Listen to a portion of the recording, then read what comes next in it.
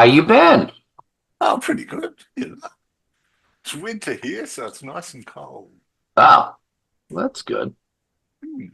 Down in the south of Australia, there it gets quite cold. Southwest corner, southeast corner, sorry. Hmm. Southwest corner. Okay. No, Come southeast. on. Well, that's where most of the big cities are, right? Ah, yes, we hug the east coast because the inland, who wants to live there? I mean, Well, I get really. that. But I mean, naturally, you'd want to be on the coast. I'm just curious as to why it's that one corner seemed to be the most populated because it's the Ah, opposite. it's the nicest bit, Oh, okay. All right. Yeah, I uh, mean, I know it started as a prison colony, but I wonder is there a lot of trade or was there a lot of trade in the past? And you would think it'd be more on, the north side of the island to uh, get more traffic. Yeah, I suppose trade previous to that would have been indigenous cultures, and that's probably more across the top to Papua New Guinea and Right. probably even to Okay. Indonesia. Right. Because like most Mm, most most of the U.S. was settled. All the major cities are on trade routes.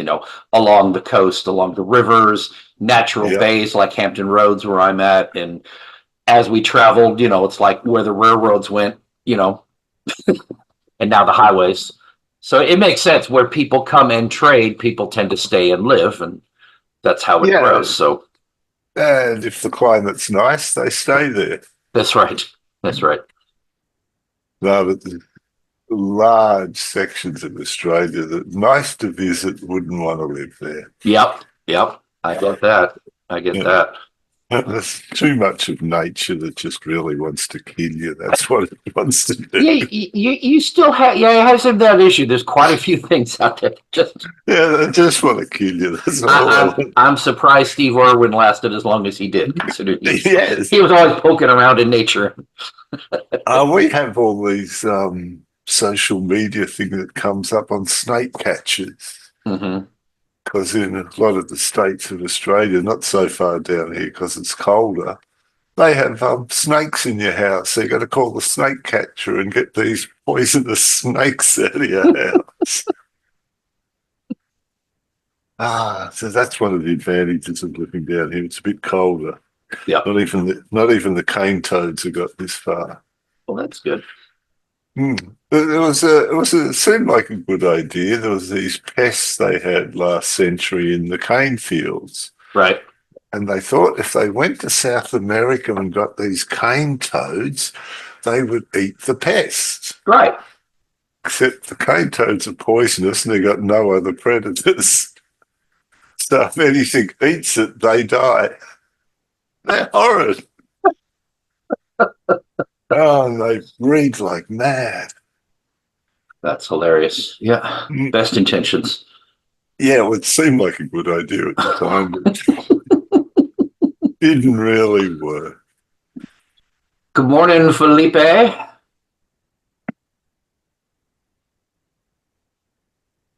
Good morning, Michael.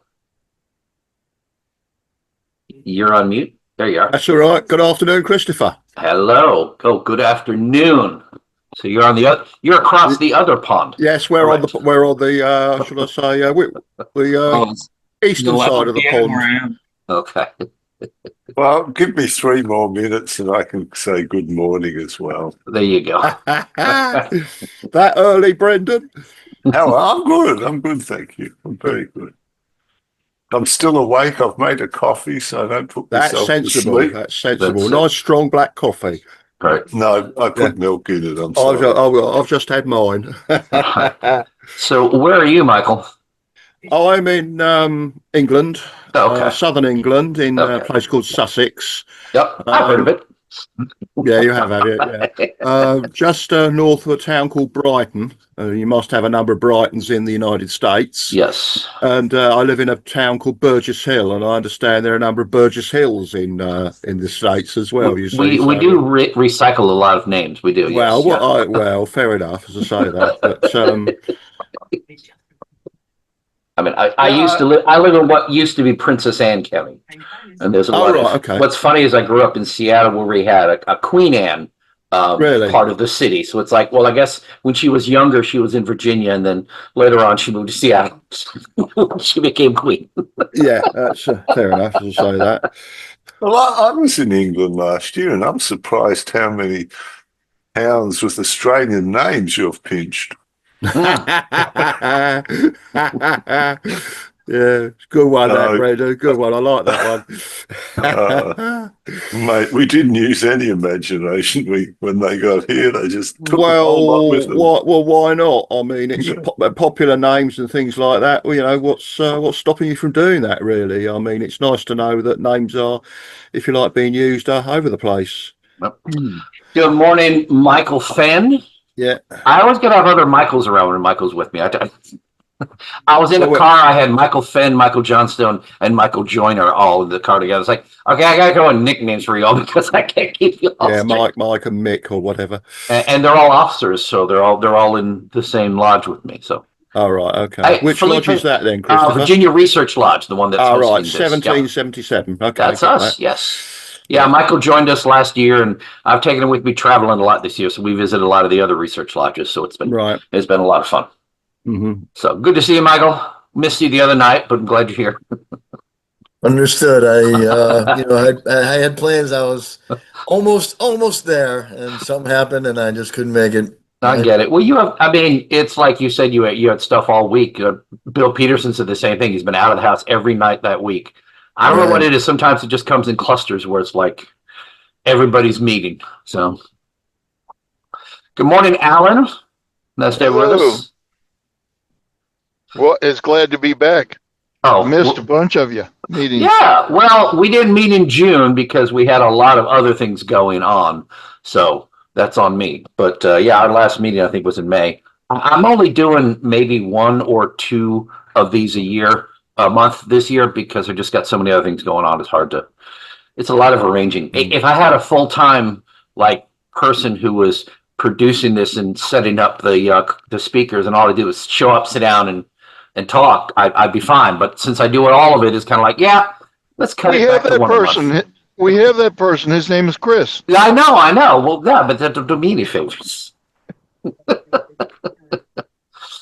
But as much as I enjoy these, they do require a lot of work. And I think I got about 3 previous meetings I still haven't put on YouTube yet. So I have some work to do. But I've been busy with a lot of other things. So it's like, well, I'll get to it when I get to it. So, Felipe, where you hail from? I'm in Japan, right? Oh, okay. Yeah. Good to have you with us. Thank you. There's Michael. Yeah, we got all kinds of people coming in. That's good. Yeah, the last couple of meetings were a little short. There, see, we got 2 of the 3. Good. And Istvan, all right. Good to have you with us, brother. Good morning. Nice to have you here. And Brother Michael. Oh, I can say that now. Good morning. Yeah, that's right. And good morning to you, Brendan. It's now Sunday. That's right. That's right. So I'm speaking to you from the future. Which is your present. Mm.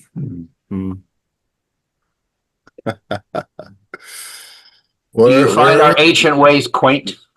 Yes. You're so behind the times. A good 12 hours. Yes. Well, I always have to remember when, because normally Brian Smith is on here from England. I have to remember to say good afternoon to him when he signs on. So we get it right. Yeah, it's really neat how over the years we've had so many people from England and Scotland and that whole area who are regular attendees here. It's pretty cool. Haven't seen Brian Smith for a while online. Yeah, he's been doing other things. He's been active in Salvation Army. Yep. So he tries to make these when he can, but they keep him busy. It's like, well, you're doing something useful there. You're not doing which is this as fun as this is. This isn't changing the world or anything. So That could be.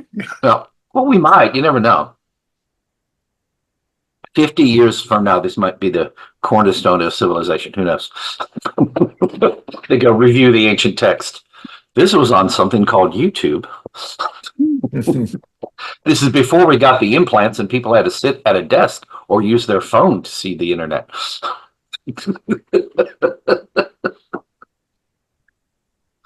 Yeah, and in the future, they're watching this going, how did he know? How did he know about the implants back in 2025? Just think one day soon you'll have a little, hologram coming out of our watch. See, that's kind of cool. I love watching the shows like The Expanse was one of my favorite shows recently. And I mean, I've seen ships, so the ships are cool and all that. But to me, the coolest thing is like the cop sitting there with like the equivalent of a smartphone, except it's mostly like a piece of plexiglass, and he's like on it and he goes, and then it jumps up on the nearest screen. I'm like, that's what I want. I want to be able to hold this and just sort of wave it. And then the nearest screen immediately connects and shows, it's like that. It's coming. That's what I want. I know. That's the technology that impresses me. Kind of like a Minority Report. Very cool. Well, can you imagine doing kind of a tracing board lecture in a 3D hologram? Oh, yeah, that'd be great. And you sort of bring it up and Yes. whoop, here's this guy and rotate The him through. staircases and all that Oh, stuff. yeah. Pillars. That would be awesome. Good board. All right. Can't be that far away. It's after 10. Michael Joyner, if you don't mind, I'm going to ask you to be help be a co-host for me. Certainly. I think what we need to do is get Tony Stark to lend us Jarvis so we can go up there and like, show me the trestle board. Exactly. Michael, are you just down this? It looks like you're down the street from Brendan. Yes. Only in my dreams right now. That's right. I Okay, have been there, though. it's after 10, so let me go ahead and do my basic intro.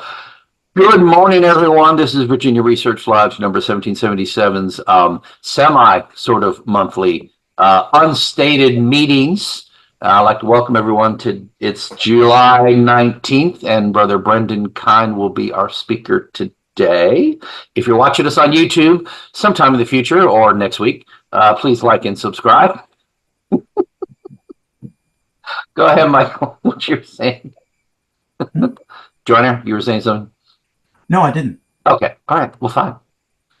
All right. So here is I'll put the links in here. I think most everybody here has these, but I'll put them in here anyway. In the chat, you will see our links. One is to our Facebook group. If you're not a member, please join. We have a lot of papers and meetings such as this one we advertise. If you have a Zoom meeting, anything Masonic, please post it in our Research Lodge Facebook page. We share with as much as we can, promote other events. Then our lodge website, which hopefully I'm going to be revamping soon. We have all of our papers on there. Our new YouTube channel where you can find this and other previous Zoom meetings, and then my email if you're not on Facebook, so you can sign up for our weekly emails. Yeah. So, all right, that business out of the way. Hey, Istvan, how have you been? I've seen you online a few times lately.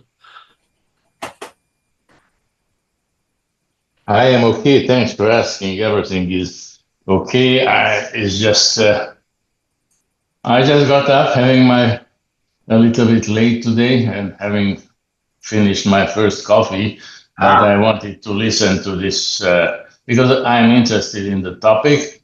So that's why I decided to log in and to be here.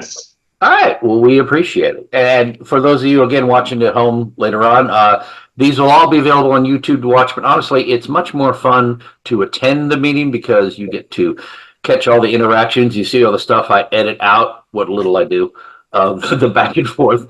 And you get to ask the speaker questions. That's what I think is so cool about this is we have these great speakers who are well versed in a topic, and then there's always the Q&A, and people take us down rabbit holes, expanding on what the original speaker said. So that's what I think is the most fun, is being able to ask questions, and you get more out of it by attending. If you watch it later, you don't get to ask questions. We don't field questions afterwards. Sorry, you can put them in the comments, but I'm pretty sure he won't be there answering them. So there you go.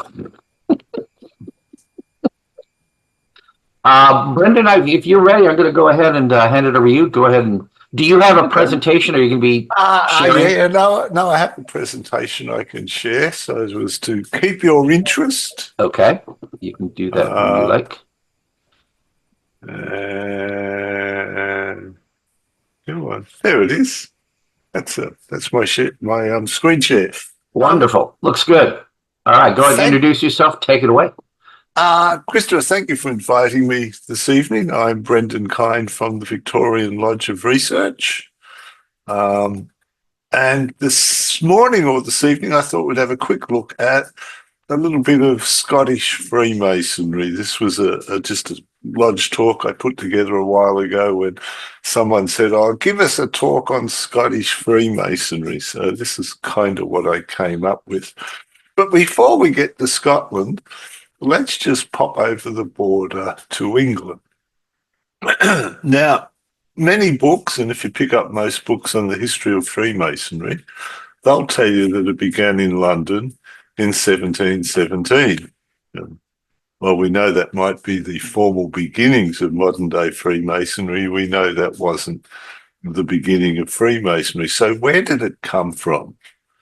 Perhaps English guilds of operative stonemasons. We know from English medieval masons, they found employment in castles, churches, and monasteries, and contemporary accounts detail such things as the wages paid for masons, etc. England also has what we call old charges. There's the Regist or Halliwell manuscript and the Matthew Cook manuscript. Now, these are old English medieval manuscripts, which they refer to as the old charges, and they are supposedly surviving manuscripts from assemblies of medieval English masons. These particular two both date from the early 1400s. They probably were made and used by working stonemasons, and they both start with a legendary history of the craft of stonemason.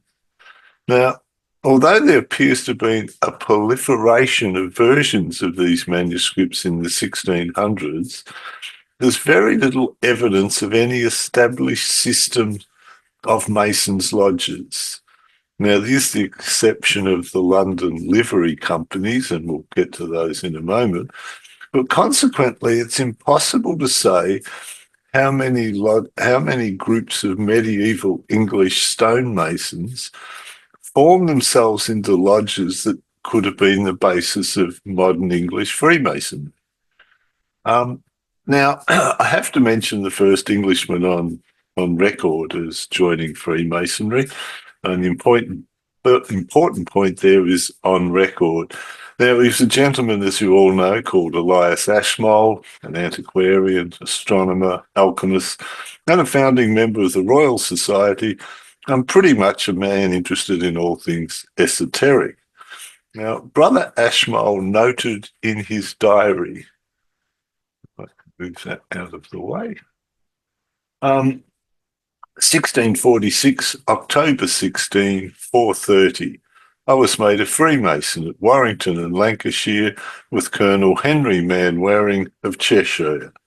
The names of those who were at the lodge was Mr. Richard Penkett, the warden, James Collier, Mr. Richard Shankly, Henry Littler, John Eltham, Richard Eltham, and Henry Brewer. Now, this diary note is the earliest record of initiation of a Freemason into an English lodge. Now, obviously, Ashmole wasn't the first English Freemason, as there were 7 Masons present at his initiation. And just as an aside, a point worth mentioning there is the first guy he mentions, Mr. Richard Penkett, has the name Warden after his name. So at this point, the guy in charge of a lodge meeting is called the Warden. He hasn't become a master in the English context yet. And this Ashmole's initiation was not meeting of a Mason's lodge as such, operative Masons, but rather it took place in a country manor with those present being primarily local gentlemen and members of the gentry. Now, there's a Excuse second me, Brendan. What year was Yes. that again? Is that 1646? 1646. Okay. Thanks. So that's the earliest record of an Englishman joining Freemasonry. Obviously, there was more, but that's the only time there's a record of it. He makes a second diary entry in 1682, and he stated that he attended a lodge meeting at Masons Hall in London. Now, the London Masons Company, Masons Hall was part of the London Company of Masons, a guild organisation established in 1472 to oversee aspects of London's various trades. Now, the remaining records of this organisation contain occasional references to the making of masons and masons being accepted at exception ceremonies. Now, many of these entries register the making and acceptance of persons who had no connection to the trade of the Masons Company, whilst other entries register members of the Mason Company being accepted at exception ceremonies. Now, amongst the people listed in Ashmole's 1682 diary entry were members of the Mason Company. So it appears that the making of masons and masons being accepted were occasions for a select few and were in some way separate from the Mason Company and its guild function. And I've often kind of wondered if the accepted in all our HQ's lodge name comes from these exception ceremonies. Because for most of us, we're ancient, free and accepted Masons. And these guys in the 1600s were having exception ceremonies and accepting Masons. And I kind of wonder if that's where the word accepted came from. So anyway, we'll next move on to the next bit of English evidence, which is Dr. Robert Plott.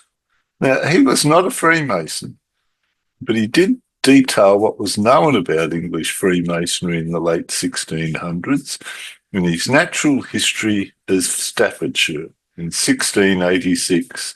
And I'll just quote two very small paragraphs from that work.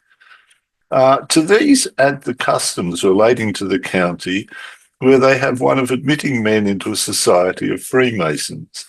That in the moorlands of this county seems to be of greater request than anywhere else, though I find the customs spread more or less across all of the nation, into which society, when they are admitted, they call a meeting, or lodge as they term it in some places, which consists of at least 5 or 6 of the ancients of the order. The admission of them chiefly consists of the communication of certain secret signs whereby they are known to each other all over the nation. So that's 1686. So we can sort of see in the 40-year period since Ashmole's initiation in 1646, by 40 years later in 1686, this whole new Freemason idea seems to be spreading across all of England. Now, there's a few other major references to Freemasonry, but with the English evidence, and in some ways this is what makes it all interesting, there's lots of tantalizing snippets and clues, and then much speculation from those snippets and clues.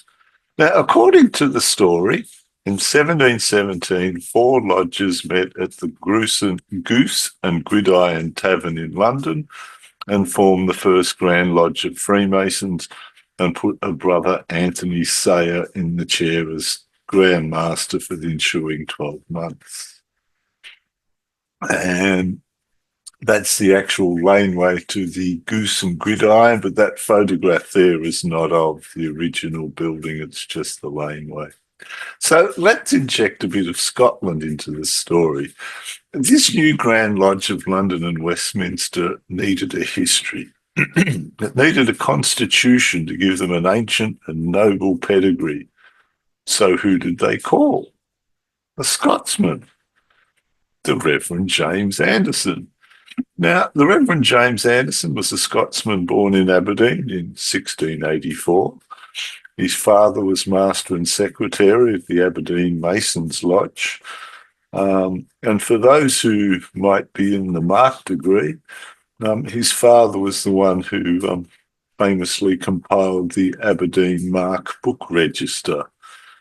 And that's a register of the members of the lodge at that point, all with their Mason's mark. Dr. Anderson was familiar with Scottish Masonic terminology, and his use of the Scottish terms entered apprentice and fellow craft have had a lasting effect on Freemasonry.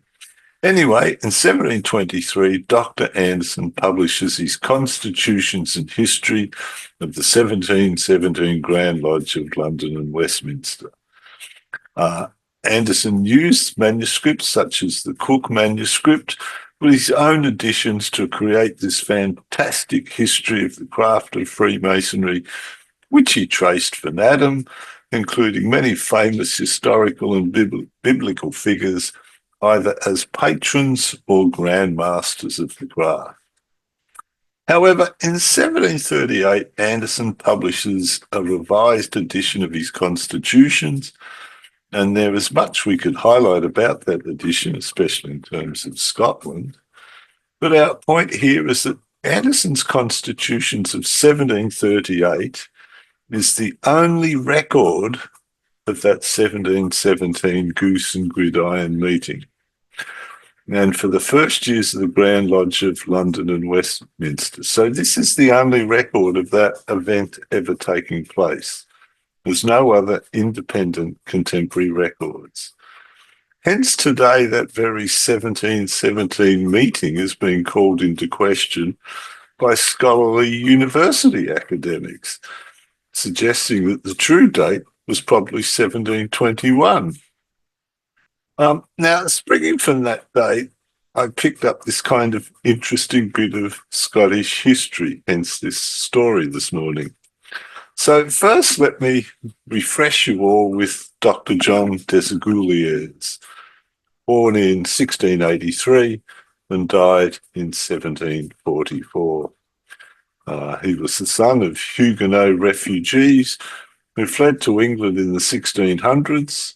Desaguliers was a clergyman, engineer, member of the Royal Society, and experimental assistant to Isaac Newton. In fact, Desaguliers made a nice living demonstrating and lecturing in many of the aspects of Newtonian physics. Desaguliers was also a Freemason, and he was one of the founders of that 1717 Grand Lodge of London and Westminster. And in 1719, he became the third Grand Master of said Grand Lodge. So just hold that thought for a minute while we just have a look at some of the Scottish evidence. Now, the general view shared by many Masons and non-Freemasons alike is that Freemasonry evolved out of medieval stonemasons guilds. And actually in Scotland, we have documentary confirmation of that occurring. In Scotland, there's the earliest evidence of operative Masons lodges admitting non-operative members, members who had no connection to the trade. They were local gentry and notables. Now, we know this from surviving minutes from those lodges of Scottish stonemasons, dating from 1598 and 1599. These lodge minutes show that by the mid-1600s, these operative stonemasons lodges were admitting non-operative members. And this occurred despite the fact that these lodges continued to function and exercise their rights as trade lodges. And just to emphasise that point, we've got the minutes from the Edinburgh Lodge in the year 1600. And at the bottom of those minutes, we have John Boswell, the local laird of Auchinleck. Now, Boswell's signature and mark are found in the records of the meeting of the Lodge of Edinburgh, held at Holyrood on the 8th of June 1600s. So that bottom signature down the bottom there is John Boswell. We know he's not a stonemason, he's a local laird, and he has a mason's mark. Some say this is the earliest authentic record of a non-operative or accepted mason into a Masonic lodge. Now, it's possible he may have been an honorary member, but nonetheless, here we have a local laird on record in 1600 is a member of a Scottish stonemason's lodge. Now, the reason we have these surviving minutes of stonemason lodges dating back from the late 1500s is because of William Shaw, the King's Master of Works. Now, during the early 1500s, Scottish kings began to appoint Masters of Works, responsible for overseeing the construction, renovation, and preservation of royal palaces and other such buildings. And in accordance with this custom, on the 21st of December 1583, William Shaw was appointed the King's Master of Works. Now, William Shaw is remembered in Masonic circles for issuing the two Shaw statutes on the 28th of December 1598 and the 28th of December 1599, respectively. And you'll note that date, 28th of December, which means that the meeting of these Masons was held after they'd all got together the previous day for the St. John's feast. Anyway, the first Shaw statute, issued in 1598, concerned itself with the craft generally, as well as laying down conditions for the register of Mason marks. And the second Shaw statute of 1599, a continuation of the first, dealt more specifically with lodge kill winning. Turns out when he issued the first Shaw statutes, he didn't know about lodge kill winning, which has turned up and gone, "Hi, what about us?" Anyway, the statutes define the basic character and nature of a Mason's lodge and its function. Signed copies of these statutes still can be found incorporated into the minutes of several of these Scottish lodges then in existence in 1588 and 1599. But the crucial point is Shaw got them to keep minutes of their meetings. And these minutes provide evidence of a network of stonemasons' lodges in existence right across Scotland from the late 1500s. Scotland had always built in stone, so there was always lots of work for stonemasons. And we know from the minute books of these Scottish stonemason lodges that by the mid-1600s, as I said, they were omitting non-operative members, the local gentry and the notables, who had no connection whatsoever with the mason trade. And being Scottish, they paid for the privilege of membership. And for the stonemasons initiating gentlemen into their lodges provided a much-needed source of funds as well as possible future employment opportunities. But obviously we have to ask the question, why did gentlemen want to join what was basically an association of skilled labourers? Well, perhaps stonemasons knew geometry and architectural principles, and maybe, just maybe, they also possessed other secrets, perhaps even lost knowledge of the ancient.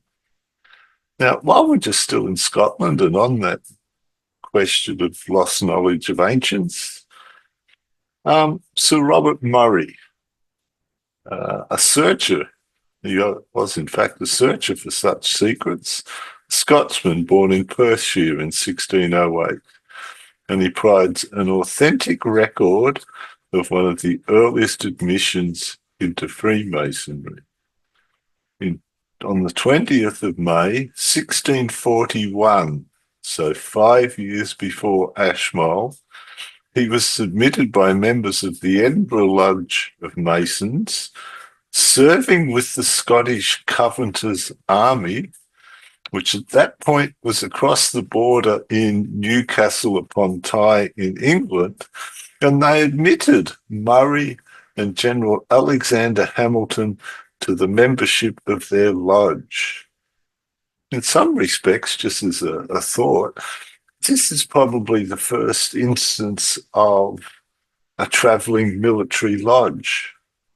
Although it wasn't officially as such, the members of this Edinburgh Lodge of Masons serving with that army regiment initiated guys while they were across the border in England. And that is possibly the first instance of a travelling army lodge, which later gets warranted by Irish lodges. Anyway, Robert Murray's initiation in 1641 provides evidence of the first documented lodge meeting to be held in England.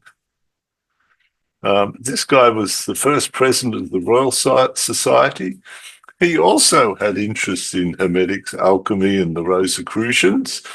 And in 1652, Moray sponsored and assisted the noted alchemist Thomas Vaughan in his endeavours to translate and publish English versions of the Rosicrucian texts.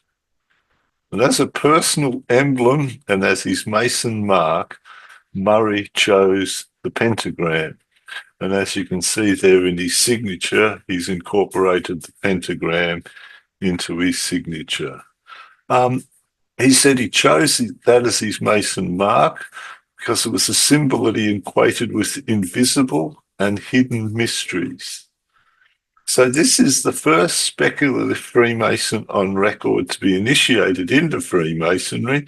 It actually took place in England, and he was a Scotsman. I think that's kind of cute. So by 1730, Scotland has three types of lodges. Stonemasons' lodges, the lodges that are a mixture of stonemasons and non-masons, and then there's this new branch of lodges that are entirely non-stonemason lodges. Consequently, when Scotland had a unique situation where stonemasons were Freemasons, their meetings were Masonic lodge meetings, and for Scottish stonemasons, there was no difference between being a stonemason and a Freemason.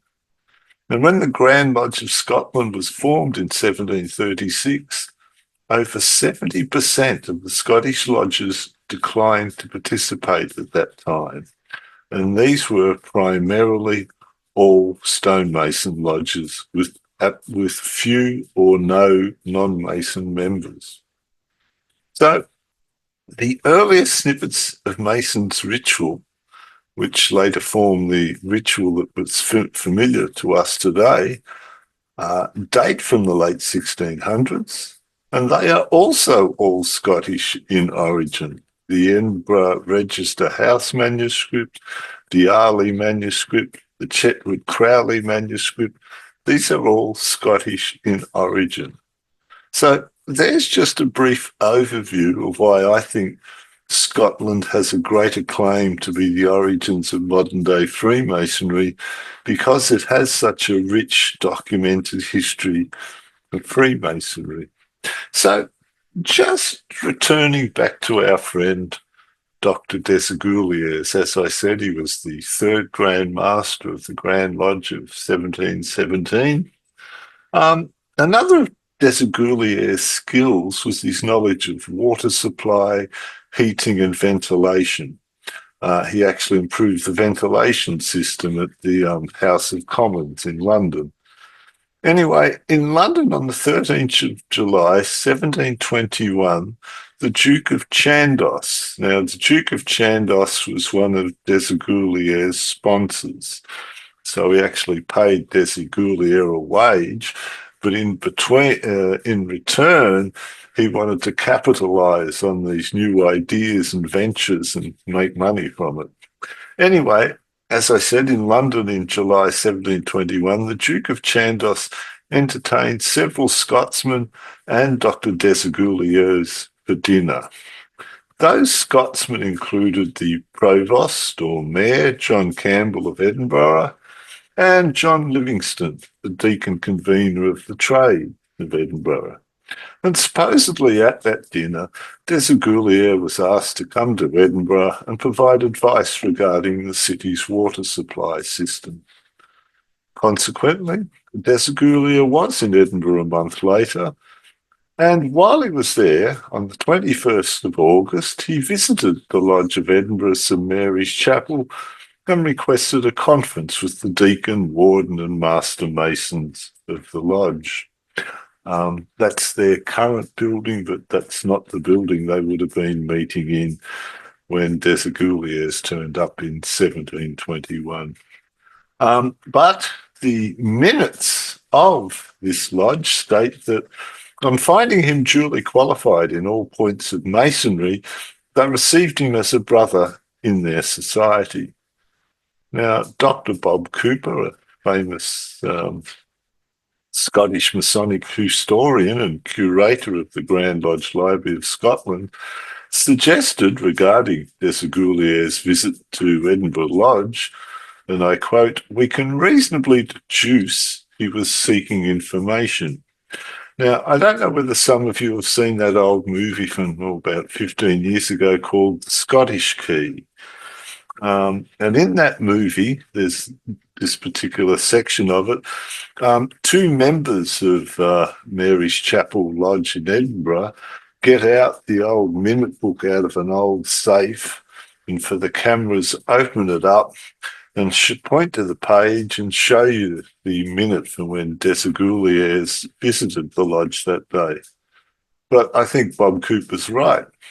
He obviously didn't get the information he sought, because what that movie didn't mention was that Desaguliers came back the next day with 6 candidates for initiation. All were city dignitaries, including the Provost Mayor, John Campbell of Edinburgh, William Livingston, the Deacon Convener of Trades of Edinburgh, basically those guys that were at the dinner. Now, the lodge couldn't refuse, as these were really important people of the town of Edinburgh.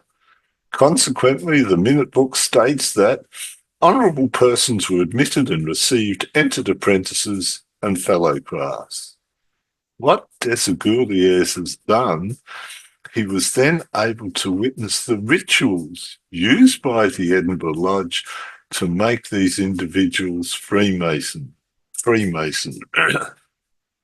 Basically, Desaguliers needed to witness the ritual, and he manoeuvred the Lodge of Edinburgh into a position where they couldn't refuse.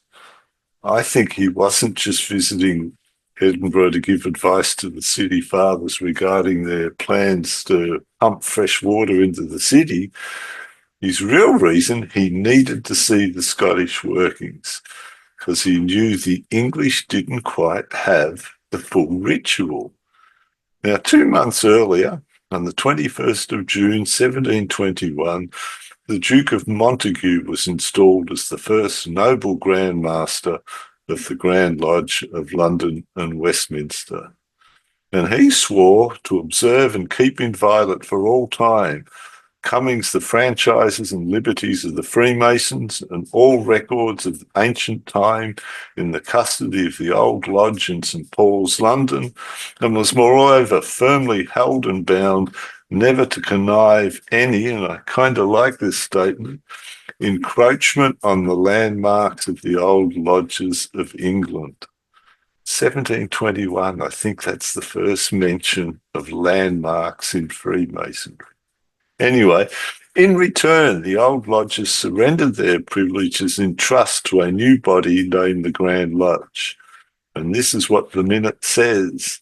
That day, the Freemasons of London, in name of themselves and the rest of their brethren in England, vested their separate and distinct rights and powers of congregating in chapter, etc., in present old lodges in London in trust, and the same this day publicly recognised and notified to their brethren in Grand Lodge assembled. So in 1721, it looks like the Grand Lodge of London and Westminster really started to get serious. Yes, there probably was a meeting on the 21st of June 1717 in a London tavern where Masons formed a Grand Lodge, but outside of that room, of that tavern, no one noticed for about 4 years. And I think thanks to Desaguliers, they got serious in 1721. They had a noble Grand Master, yet I think they knew they didn't quite have the full story. They needed something else. Desaguliers had to go to Scotland to get the real the essence of Freemasonry before they could really get their Grand Lodge off the ground. And that's when they realised they needed the Scotsman, James Anderson, to write their constitutions and history. Tell me, was that interesting? Did we fall asleep? No. Questions? Very interesting. Very Thoughts? interesting. Hopefully not too much information. It's just, I kind of like playing around with history like that. Because we also know not long after that, they came up with the third degree. So, I have a question, Brendan. Yes. I have a question. Back in the early 1600s, early 1700s, when during the formation of our craft, were the meetings of the stonework Freemasons more for actual stonework, or was it more for the fraternal enlightenment of our organization and advancement, or both? I'm thinking probably initially they met once a year. That was the 27th of December. That was obviously when they all came together. They probably went to a church service, had a St. John's feast that night. So more than likely, apart from, they'd have a lodge on a building site, but they probably may have only met once a year. Or if they had a new person into the lodge, that was when they probably would make, what do they call it? They would enter an apprentice in the book.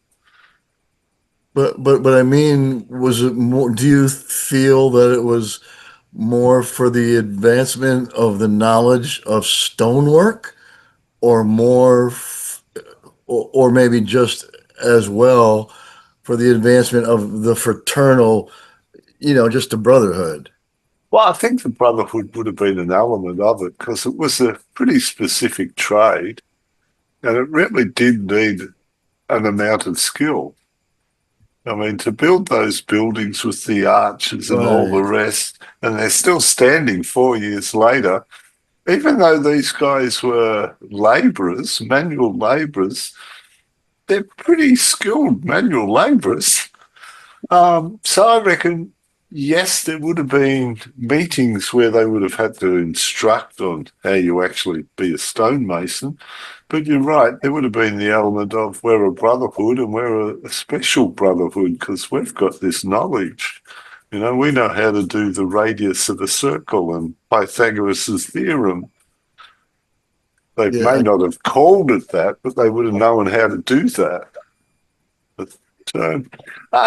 It's an interesting question because, and this is why I like this area of study. It's open to speculation. And wouldn't Freemasonry be dull if you could say, oh, look at, 1651, Christopher Douglas founded Freemasonry, and that's it. The end of story. It happened on that day.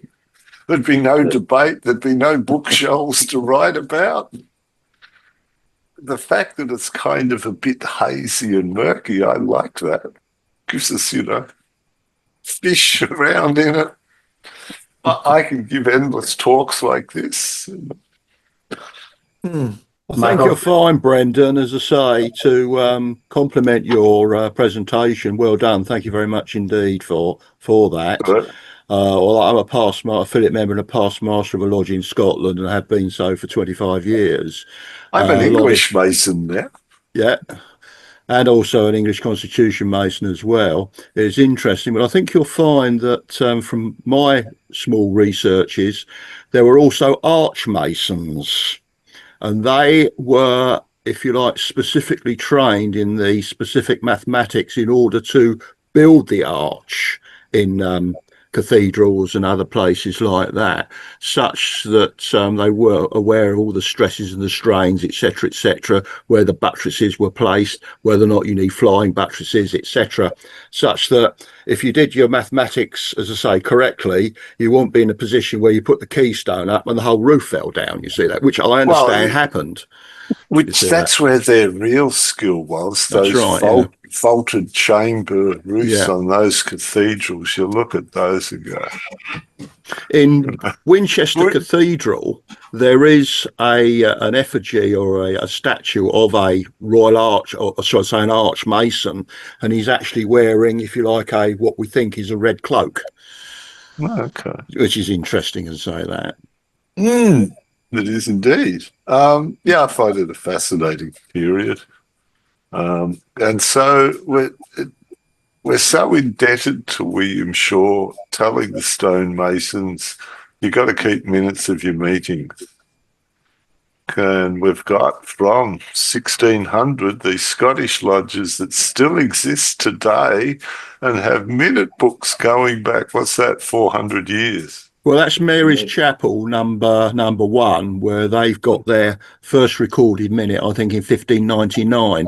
But there is evidence that there were, if you like, meetings, as I say, before that, although they were in actual fact unminuted.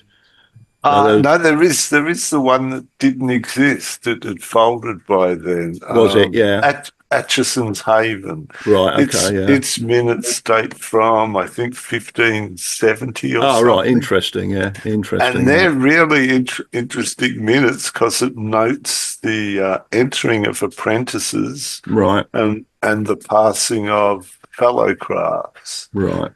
And the entered apprentice, when he becomes an entered apprentice, has to buy gloves for all their partners and for the master masons. So it's kind of the reverse of those jurisdictions that wear gloves today, because they say they wear them as a, so that you can't tell if someone's a labourer or a doctor. But back in those days, it was very much elitist wearing gloves. So if you're buying gloves, it was, Michael, I think you had a question. Just three simple things That one. came up. Yes, during there. One, can you tell me about the movie The Scottish Key? Yep. You mentioned? Okay. That was made by two Frenchmen. Must have been earlier this century. You can find it Googling on YouTube. You should be able to come up with a copy of it. It only goes for about an hour. And what they do is look at the various options for the origins of Freemasonry. So they have a quick look at the Knights Templar. Does that stack up? They have a look at the Rosicrucians. I think there's a couple of other options. And then they go and have a look at Scotland and go, no, it's Scotland, which is a pretty big call for a couple of Frenchmen. It's well worth a look at. It's made by the same guy that made that movie just a few years ago, Round the World in 80 Lodge Rooms. Did anyone see that one? Again, another one for you to watch. Basically, he took a drone and himself and a camera and went round the world and visited 80 lodges. So he went to America, South America, right up the top to Scandinavia. It's really worth a look, that one. Around the world in 80 lodges. It's called Terra Masonica. Okay. And My second question was General Alexander Hamilton, who you mentioned being in the first military lodge. Any relation to our American Alexander Hamilton? No, I think it's a different guy. Was he Alexander? No, I mean, he would have been an ancestor, obviously, for the time. It probably was. What was his name? The Scotsman. The Scotsman. Probably was related, being a military guy. Mm-hmm. Yeah, General Alexander Hamilton couldn't be the same guy, is it? No, No, it's it's too not- can't be early. the same No, guy. it's too early. Mhm. 1641's too early for your Mhm. Alexander Hamilton. Yes. So yeah, probably a great grandfather or something. Okay. And my last question was on the outside of St. Mary's, instead of seeing what we think of today as the traditional square and compass, it's a large Star of David. Was that more common of that era? No, look, I'll just share that if you like that picture again. There's a whole story with it. Where is there it is. That one. Yes. Oops, sorry. No, that was it. That was That it. was it. That was it. Sorry. There it is. No, when they bought the building, they decided they want to have some sort of emblem on it. So they put their heads together and came up with that. So it's the two interlaced triangles, probably, I don't know whether it's to represent the chapter or not. It's got the date that they bought the building, 1893. That says Lodge, Edinburgh, Mary's Chapel, number 1. And the other are Pictish runes, each one for the various lodge members at the time. So it's kind of not as esoteric as we all kind of hoped it would be. But I love it. You can go on the internet and Google that thing, and the number of conspiracy theories about it is just stunning. Absolutely. And the other thing is it's got holes in the walls where something else was obviously bolted on there once. And I'm sure if you get a ruler and draw lines to all those dots, you could probably come up with whatever you like. Square and compasses. I think you'll find, Brendan, it's actually the jewel is that Royal Archmasons wear is called the Seal of Solomon. Yeah, it's a 5-pointed star, isn't it? That's Not it, the yeah. 6-pointed. Yeah. So I am a Royal Arch Mason. Yeah, same here. So yeah, it's interesting that they chose that particular diagram. But that's the background to it. They just put their heads together and said, "Oh, we need a catchy diagram for the front of the building," and that's what they came up with instead of the standard compass and set square. It's fine. You're very quiet. I've put him to sleep. Yeah, Go and I get was listening to everything. go and get another coffee. Yeah. Well, I hope you enjoyed that. I mean, as I say, I love playing around with this sort of stuff. Yeah, I really did enjoy that. Any other questions? I would presume that as in America that the Royal Arch chapters meet separately, from Blue Lodges on separate schedules, right? Correct? Traditionally, and my English friend will hopefully back me up here, Michael, that traditionally a chapter was attached to the lodge. So you'd have your craft lodge, and the craft lodge would have a chapter that was the same name and same number. Correct. So you actually had the chapter attached to your lodge.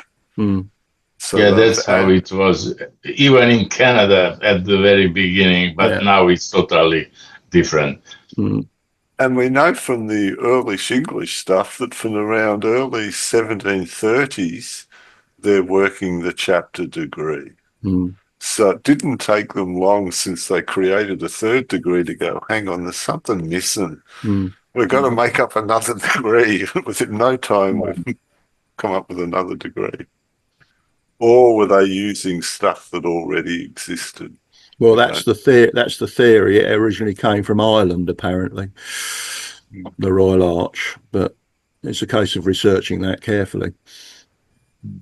No, originally, sorry, I guess originally the Royal Arch degree was only for past masters. Yes. And one of the proofs is that in the American Royal Arch Masonry, there is a degree called the Virtual Past Master. Yeah, So passing the chair. Yeah, so that you can get the rest of the Royal Arch. Um, in in Canada, everything is like our spelling, a little bit of British, little bit of American, because Americans are too close. So we tend to infect.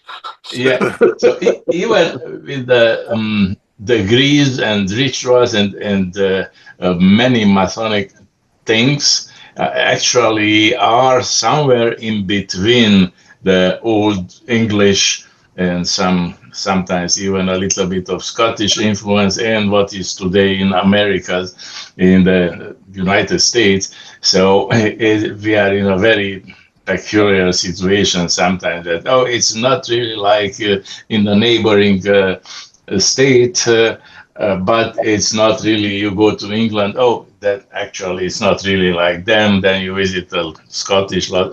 Yeah, it's similar, but not exactly the same. So it's very interesting to discover all these differences.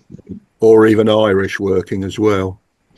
Yeah, actually, here in Ontario, we have two lodges in London, Ontario, right? That were established early by the Irish Grand Lodge, and they didn't want to join the newly created Grand Lodge of Canada in 1855-56 until they promised that they can keep their ritual. So they did till today. Those are the only two lodges that were not forced into the uniformity that prevails everywhere else in Ontario. We have only one ritual, one language, and that's it. So if you cannot do anything else except these two formerly Irish lodges in London, Ontario. And they do a spectacular third degree with all the costumes and everything. It's really like a theater play. So it's a pilgrimage when they do it once or twice a year. And a lot of Ontario Masons are going to see this very different ritual of the third degree. Haven't you also got a lodge that works Australian ritual, or what they call the Australian ritual? There is a Canadian lodge that works what they term Australian ritual. It's actually the ritual. That's in BC, British Columbia. Yeah. It's actually the ritual that's used in New South Wales. And it's kind of unique because what they did was, instead of just using, one of the standard rituals, they actually sat down and put together all their favourite bits out of all the other rituals. Oh, I like this bit. Let's put this bit in. So they actually constructed this unique first, second, and third. It all sounds familiar, but it's all slightly different. Very interesting.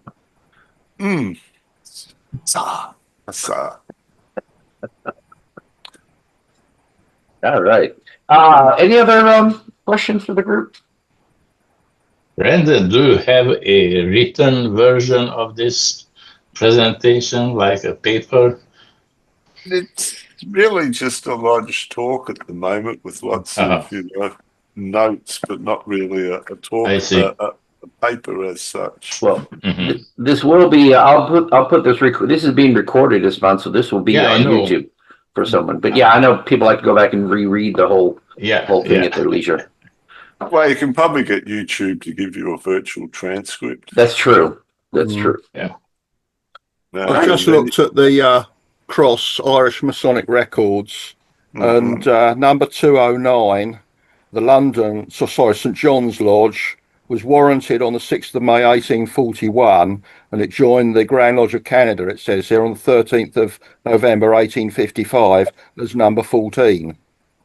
And some members continued to work under the original Irish warrant, but that was finally surrendered in July 1872 and granted a new warrant. Okay, so it's historically, as I say, correct. It's probably from the old records, as I say, that I've got here. That. Yeah. But it's very difficult tracking down Irish lodges, Irish warranted lodges, because they have a system of re-allotting numbers. I mean, in this case, 209 was re-allotted 1, 2, 3 times, and it's currently the Cork Lodge, well, a lodge based in Cork, St Finbarry's Lodge, and the warrant was reissued on the 7th of June 1918. The maximum number of times that a warrant has been reissued is something like about 5 times. Wow. Or managed to track down. That Yeah, would really that's- confuse researchers. Which Yeah. lodge am I Too looking right, at? too right. It does. That's typical in Virginia, where Chris and I are from. That if a lodge goes dark, the number would be recycled. But Yeah. in many other states, that number would be retired and not Yeah. used again. So you Yeah, have a state like Texas, like a new lodge will be in the 500s. yeah, But in Virginia, a new lodge could be number 27 because Yeah. no one's using that one right Yep. now. Well, it's the same with UGLE. I mean, when a warrant goes back, either craft or chapter, that's it. It gets erased from It's the roll retired. of lodges. You see, it's completely gone. Whereas up in Scotland, the process is very different in that a lodge or chapter can, or any other unit, can become dormant, and then it can be reponed after a set period of time. You see that?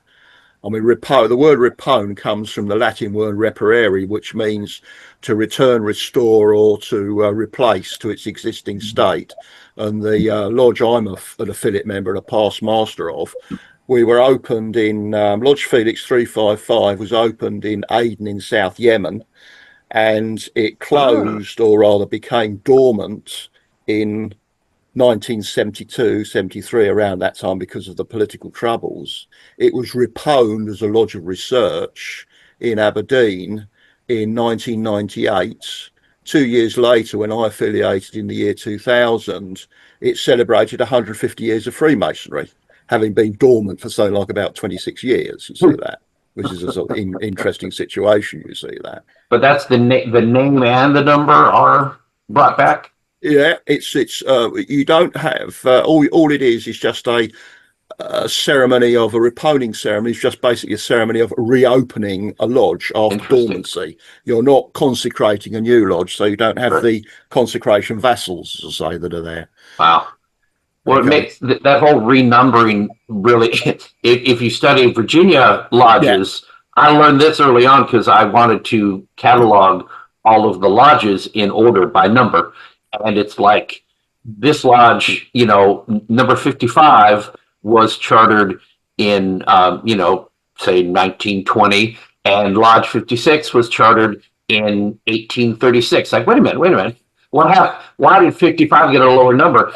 Because when we're one of the unique situations where West Virginia, the 13 or 14 counties, well, basically, Virginia broke away from the Union, and the counties in what is now West Virginia said, no, we're staying with the United States. So technically, they split from us by not splitting with us. So they remain belong to the North. So West Virginia became its own state, and then there was about 50 or more lodges in there that belonged to Virginia that now became their own Grand Lodge and got new numbers. So all those numbers were now freed up again. So any lodge chartered after the Civil War got to use a really, really low number. And a low number is a big deal. It's a sign of, hey, we're number 42.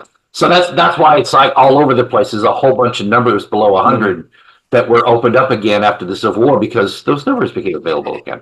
It was very interesting. Recently, we've started reactivating some of the early numbers that expired a few years ago. So we've got 2, 3, and 4 happening again. Right. Slightly different versions of them, though. We've actually got an English lodge still here in Victoria. Yeah. And under UGLE, main reason for that was when we formed our own Grand Lodge.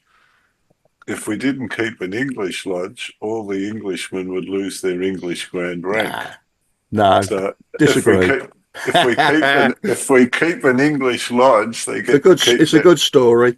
Well, no, a lot of them did. They stayed members of both. Yeah, but there are other English, what I call sole English lodges, as I say, around in certain other states as well. I seem to remember, was it Combiere's one, and well, that's a the few one others. here. That's the one there, is it? Yeah. What I think it was is a lot simple, Brendan, is that they decided, the brethren of that lodge decided when the vote came, that they said, no, we're going to stay independent. We like what we do. We're not going to transfer over to the new lodge. You see, that's in the same way you've got English, Irish and Scottish constitution lodges, what they call the sister constitutions, that in actual fact are still active in places like India, where you still have a sovereign Grand Lodge. Go to New Zealand sometime. They have the Grand Lodge of New Zealand. They've got a whole heap of Irish lodges. I'm a member of a Scottish lodge, and we also have an English lodge here, even though there is the Grand Lodge of Japan. Yeah. Mhm. Yeah, well, there used to be a Zealand, district Grand Lodge under the English Constitution before the war in Japan.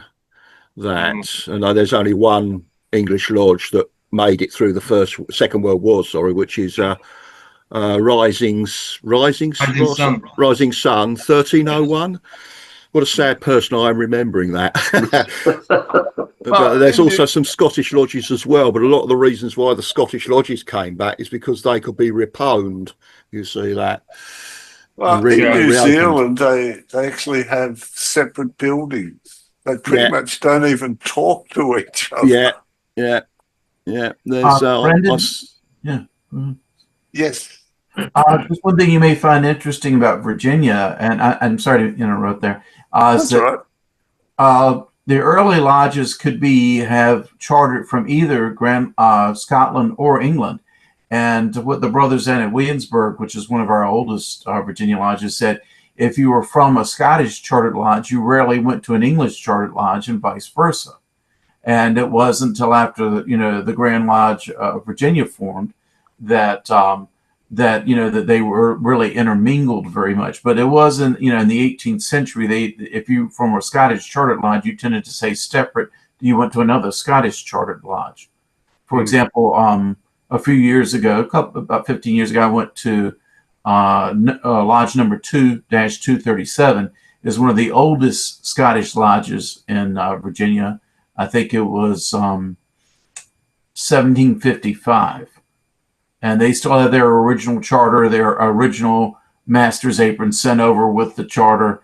And it's a very small town, but they actually just recently restored the portrait of their one of their oldest masters. So they have a Lord something another from very middle of, I think it's from 1757. They just restored his portrait. So it's a very interesting aspect that and it wasn't really until probably the early part of the 19th century that they started consolidating the rituals, because you could be in one area of the state and the ritual will be quite different from another. So I like about the Scots. And the building behind me is in England. Do you know it, Michael? No, what is this one? I just wanted to. I've seen it somewhere before, but I'm trying to think where. It's the Rushton Triangular Lodge, 3-sided. Everything in it's 3 sides. The chimneys, 3 stories, 33 steps from the bottom floor to the top floor. Was it a folly or was it actually a lodge building?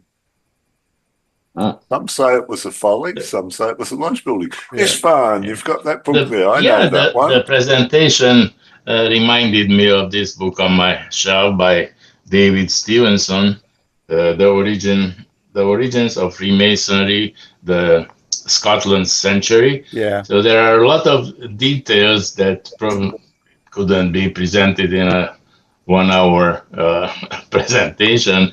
So if you are interested in this Scottish beginnings of Freemason, it's a very, very good, very well written, professionally researched and written book. I loved it ever since I discovered that this is a very, very good a good documentation of what happened before 1717 in Scotland. Yeah, Many, so many, many years ago, he wrote a second one as well. There's 2 books by him. mhm. You got to read the other one. Well worth it. Yeah, just to add value, Brendan. I mean, behind me, in this Always add backdrop. value. Yes, this that's backdrop, why you're here, the- Michael. Yeah, that's the if you like, the master's the small pedestal in front of the master, showing the 4 volumes of the sacred law that we open even today to show the 4 faiths that were and are members, as I say, of the lodge back in the time in Aden. You've got the Quran, the Gita, the Vesta, and also the Holy Bible, as I say there. Now, I'm told that in some lodges in India, they actually have a lot more than that, in fact. But as I say, just by way of example, this shows you, as I say, what the cultural, as I say, beliefs, as I say, of all the members that are, or were members. Go to a lodge in Singapore sometime. They're going to have an extra little table for all Yeah. the sacred volumes. Yeah, there's quite a few there, I'm told. And the Grand Lodge of Ontario in 2018 just banned the placement of any other book than the King James version, and all in the name of tolerance, of course. Yeah. So Tolerance. Obviously, the Grand Lodge of Ontario is losing members fast. Yeah.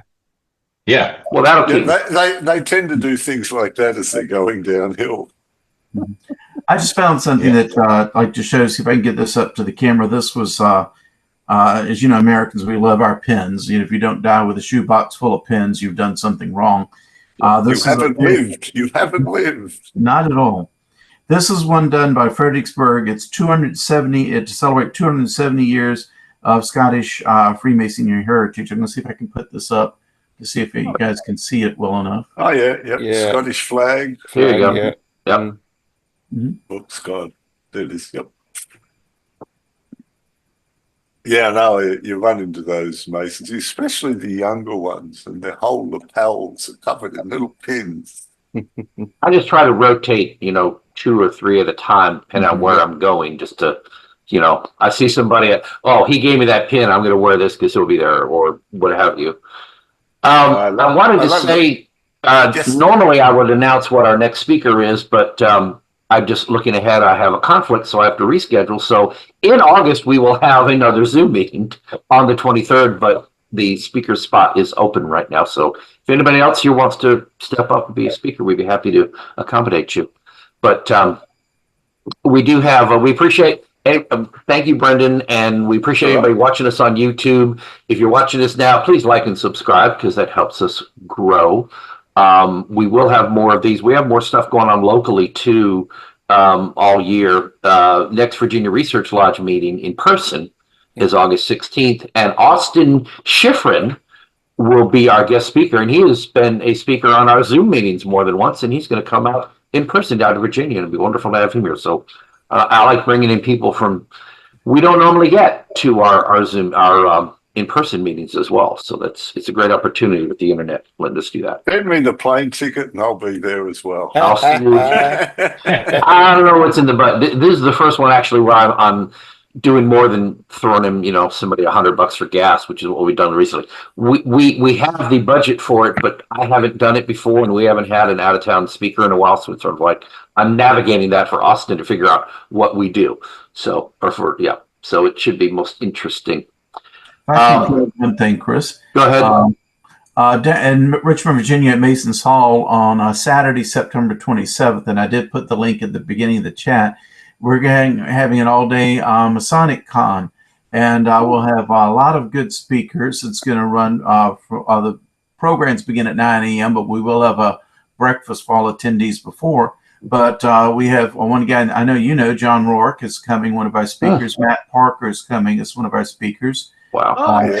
Sean Bradshaw is a former Grand Master of North Carolina who's very much into esoteric masonry, and our key speaker is Akram Elias, the former Grand Master of Washington, D.C. So we're very proud of the group that we've got, and of course that's open to everyone. And that's the same Estonian weekend. lecturer. This is what happens. That is the same weekend as the Scottish Rite Conference. Oh yeah. And I actually will be speaking for the first time at the Scottish Rite Conference this year, which is really huge for me. I'm really excited about that. I'll be talking about celestial and terrestrial hierarchies related to a Scottish Rite ritual. So it's great to get. Normally we have Admiral Sizemore and heavy hitters like that get to be our guest speakers. So they're obviously scraping the barrel a bit and they're letting me talk. So I'm really looking forward to that. So that should be a lot of fun. We're having our biannual convention in May next year, and our guest keynote speaker is Arturo de Hoyos. Oh yeah, Art is wonderful. I've heard him several times. Great man. So we're flying him out for the week, so it should be fun. See, he's worth flying out. You, Brendan, you're worth buying you a ticket for my Zoom meeting. I'll give you that. But and we're also doing a Zoom with Kathleen Aldworth Forrester. Oh. She's I forget which American state she's in, but she did the book The Lady Freemason, the story of Dunrail Castle. Oh yeah. The Irish woman who was initiated into Freemasonry after she supposedly overheard a lodge meeting. Well, she's actually written a book on it. So we're going to have her via Zoom, and we'll have copies of her books to sell. Awesome. So she's our other keynote speaker. So we've got a very American keynote speakers this time round. Last time we had a couple of Englishmen. And we've had Andrew Hammer out before. He was fabulous. God, he's good. So, yeah, thanks for having me. It's been fun. Absolutely. I enjoyed it. We'll be happy to have you back again. Oh, thank you. I mean, I kid, but really it's the cool thing about Zoom, and I try not to gush about it too much, but literally we have people from Australia and England and Virginia and Canada, and we're all right here in the Zoom. Didn't cost anybody anything, and it's like I think it's just awesome that COVID let us start having these, but I've continued them even though we've gone back to our lodges. But we still have people wanting to come out for these things. I think it's terrific that as Masons we get to meet brothers from all over the world, and as very this cool. farm will attest, there's two in Canada that are still going, and they're weekly. One out of Ontario and one out of Nova Scotia, and every week they have a Masonic speaker. Oh, that's great. Interesting. They're up to, edition 250 or something for each one of them. Yep. And they've had some fabulous speakers. Fabulous. During lockdown, the Lodge Hope of Karachi, number 337, I was had there.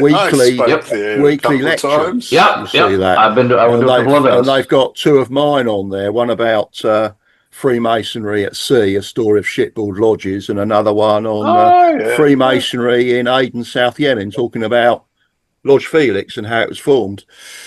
Gordon Mitchie. That's Mitchie. it. Oh yeah. Very, very nice chap. Yeah. Very nice. Well, that does leave me one question. Are there any still existing English or Scottish lodges in the Middle East? I believe there was one in Jordan at one time. There still is. There's two now. Oh, there's really? Lodge Jordan number 1339, and there's a new one. I think it's 1585 Perseverance or something like that was consecrated recently. They're the only two that meet supposedly in the Masonic Temple in Jordan itself, although Freemasonry as such is very much a banned organisation in Jordan.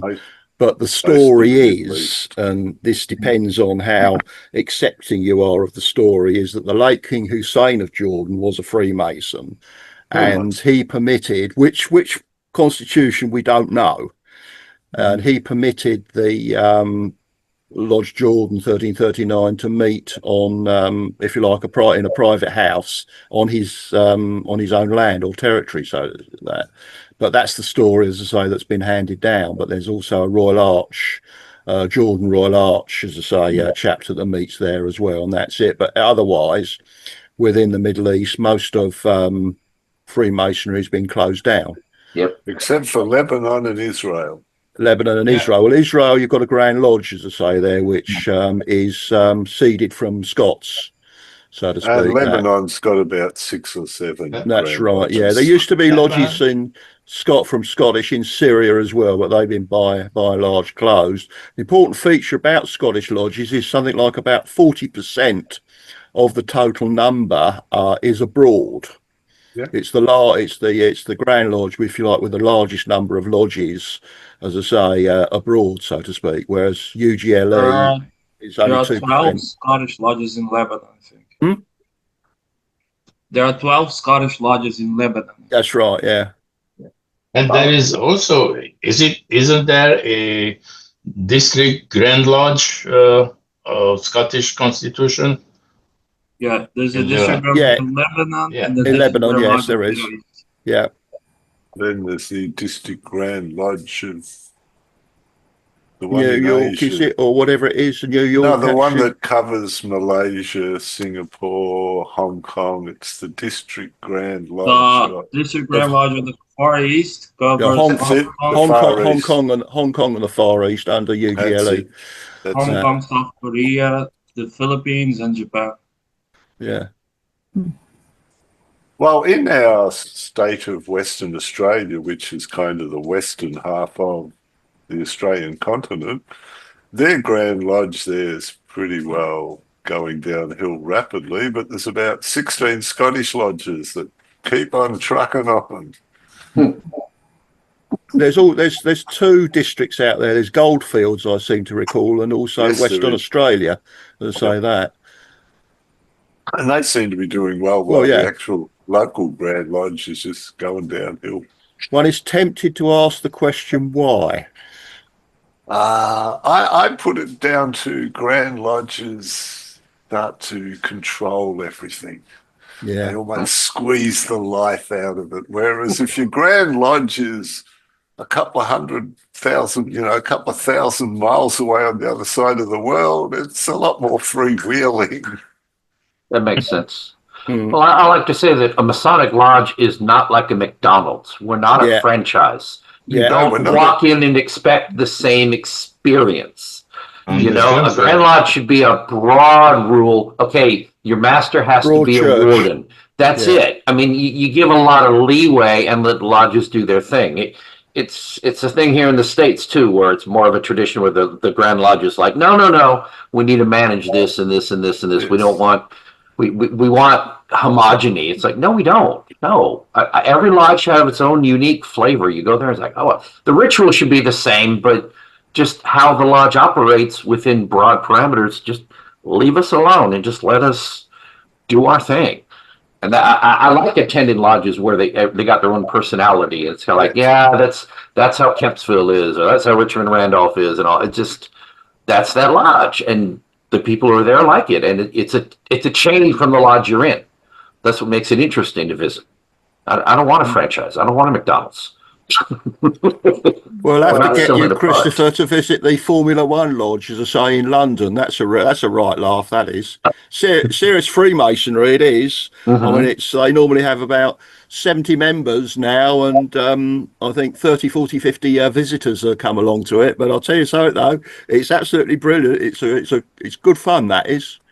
Good fun at that, and you still have it. Well, basically, what it is an old lodge that was about to hand its warrant back in, and somebody came along with the idea, well, let's make it a Formula One lodge, and the idea, as I say, took off. And you start the day off with in the pub over the other side of the road, watching the Hercules Pillars, watching the latest, as I say, Formula One race. Then it's round to the lodge room, and you do your masonry and everything like that. And the interesting thing is, though, that each particular officer also has an alternative name, like the Worship Master is the race manager, and the wardens are this or that or anything like that. And right at the very end, when the procession is formed to go out, the lodge is closed to go out, the deacons, they're on their wands, they've got the final banners waving, and they wave them all like that as you march past. That would be worth seeing. But it's brilliant. It is. You got to experience it, really. But it's fun. It's Mhm. serious side is Freemasonry, and it's growing. You see, that's the thing. This is the thing Yeah, about it's special something interest lodges. I mean, there are Absolutely people that different. criticise them, but they are in actual fact growing. I mean, recently, this will make you all laugh. We formed a railway lodge here in Sussex. And one of the things the PGM asked us to do was, well, do something different. So we did. We had a meeting on a train Ah, when it was moving, a steam train. The Bluebell Railway's just up the road from where I live. We hired a carriage. We got all in there, all 64 of us. We opened the lodge. The dispensation was read. And every station we went through, the station was called off, the lodge was called off. Then we got called back on again. We did a bit of business. I said, got up to East Grinstead, and then we went back down again. And when we got to Sheffield Park Station, we went up for a nice afternoon, as I say, dinner, as I say there. Hmm. Good fun, that. Very that different. sounds very interesting. Yeah. Yeah, very different. In the same way, as I say, some years ago, I actually went on board, again, this will make you laugh, a shipboard lodge meeting. We actually had headquarters ship shipboard? Wellington, shipboard lodge Oh, meeting. ship. Okay, we actually went on board this ship that's tied up against the HMS Wellington. It's the place where the master mariners meet, which is a special society, as I say, in London, and we had our lodge meeting, as I say, in where the engine room was. But there are lodges that can and do meet on board ship. One lodge I went to was a French lodge, Lodge de la Cité d'Europe, numéro 1010, that meets on a cross-channel ferry, province of Flanders. Right? They get on there at 6 o'clock in the morning. One of the meeting rooms is converted to a lodge room. I got on at 7 o'clock at Dover, and Madame la Passeur, où se trouve le loge? C'est là-bas, la loge, monsieur. No, le franc-maçon. Ah, room 3, monsieur. So that's my pidgin French for the day. So you walk along, go bang, bang, bang, first degree knots on the door. You're all ready to go in French. The door opens. Ah, Brother Hearn, we've been waiting for you. So you put your regalia on. The ferry has cast off. It's wobbling around a bit, okay, and you're being escorted straight into an open lodge room where there is not a single but a double first degree initiation going on. How those two guys remain standing up without falling down on the floor, I simply do not know. But it was fun. Good time was had by all. By 10:30, it's all over, and they convert the actual room to a banqueting room. And they've been doing that ever since, as I say, the lodge was in actual fact opened. I love it. I love it. Properly, it is a regularly chartered, as I say, lodge, IA, a recognised constitution, Grand Lodge National de France, province of Flanders. And apparently the brethren come from all over, Paris, locally, Flanders, and also as far as Germany as well, which is surprising. Wow. Yeah. Yeah, it's almost like if you make it fun, people want to show up. Yeah. So we can't have that. That's kind of the battle that's we're going through that's right the whole now. idea. Make it fun, you see. Yeah, that. we can't have that. Do something different, you see that. Well, our research lodge was, not doing all that well. And after, during COVID, we thought, what are we going to do? After COVID, we moved it to the upstairs room of a pub. We went back to the 1700s. Yeah. So we actually meet around the table, and we call off at 8 o'clock. They bring the meals in. We have the meals and the speaker, and then we call back on and close the meeting. So you don't have to leave the room, and you're sitting at the table the whole time. No, good. And suddenly we got a crowd turning up to every meeting. It's different. It's something, let's meet in the upstairs room of a pub. And it works just by doing something different. So I agree with you, Christopher. We're not a McDonald's franchise. Yeah, true. You don't want them to all look like exactly the same McDonald's store. Just, you want to keep the interest, and it's kind of like, well, we're struggling. Well, what can we do differently? Let us do it. As long as we're staying within the lanes, Vermont has a lodge every year that's up on a mountaintop, and apparently it's a little bit of a climb. So, and everybody climbs to this plateau, and the candidate has to carry all the ritual work in a bag on his back. That's also because he's got all the jewels and then the Bible all in a sack on his back. Interestingly, the Scottish chartered a lodge called Lodge of the Roof of the World, number, I think, 1028, I think it was, that met in Peru on top of a mountain. So that's something like about 14,000 feet, as I say that. And there's a picture, as I say, of it actually on the internet somewhere.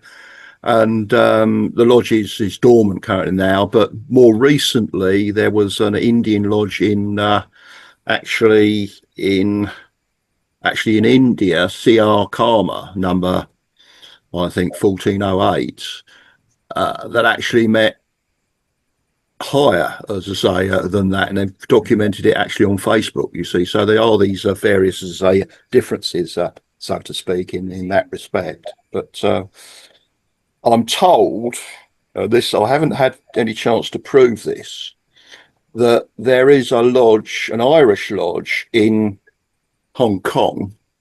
Now there they had a number of Cathay Pacific pilots who were members, and there's the story that they actually held a meeting on board a jumbo jet. Again, difference.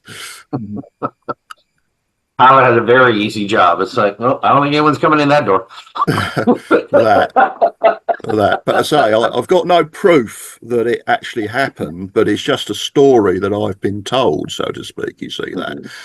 I think I'll have to go out to Hong Kong and actually go visit this lodge, as I say, and find out if it actually happened. It actually meets on a motor cruiser in Hong Kong Harbour annually. And again, there's, as I say, various pictures, as I say, of that. Very cool. All right. Well, I appreciate everyone coming out, and Brother Brendan, great talk. I love the Q&A. Thank you, everyone, for attending, and look forward to seeing you at the next one in August. And I'll be announcing it on Facebook and all, but I still have to line up a speaker. But y'all have a wonderful day, wonderful evening. I might go to bed. Have a good morning. All right. See you all soon. See you. Bye. Bye. See you.